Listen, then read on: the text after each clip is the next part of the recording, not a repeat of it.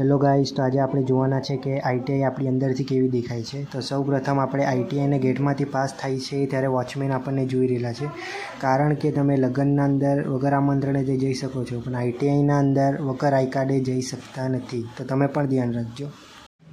તો આઈટીઆઈમાં એન્ટર થતાં આપણને પહેલાં કેન્ટીન અને એડમિશન બિલ્ડિંગ જોવા મળે છે, જ્યાં આપણે એડમિશન પણ ચાલી રહ્યા છે। તમે તમારા ભાઈને તથા તમારા પરિવારોને લઈને આવો અને એડમિશન કરાવો। અને ત્યાંથી આગળ વધતા આપણને વેલ્ડર લોકોનો ક્લાસ જોવા મળશે, જેને હાઈટીજ બિલ્ડિંગ પણ કહેવામાં આવે છે, અને તેની સામે છે આરએફએમના ક્લાસ।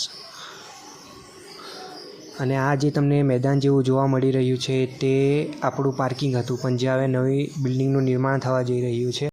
અને આ જે આપણને મોટી બિલ્ડિંગ જોવા મળી રહી છે તે છે આપણી મેઇન બિલ્ડિંગ, એટલે કે આના અંદર ફોરમેન ઓફિસ પણ છે અને પ્રિન્સિપલની ઓફિસ પણ છે, જેની હાઇટ જોઈને તમને ખબર પડતી હશે કે આના અંદર કેટલા ટ્રેડ હશે।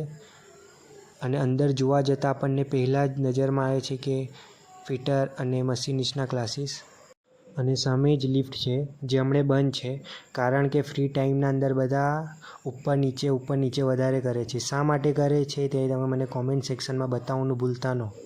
અને ત્યાંથી બહાર નીકળતા આપણને પાર્કિંગ જોવા મળે છે, અને તેની સામે છે જૂની બિલ્ડિંગ। એટલે જૂની બિલ્ડિંગ તો નથી, પણ બધા એને જૂની બિલ્ડિંગના નામેથી ઓળખે છે, એટલે આપણે પણ એને જૂની બિલ્ડિંગ કહેતા છે।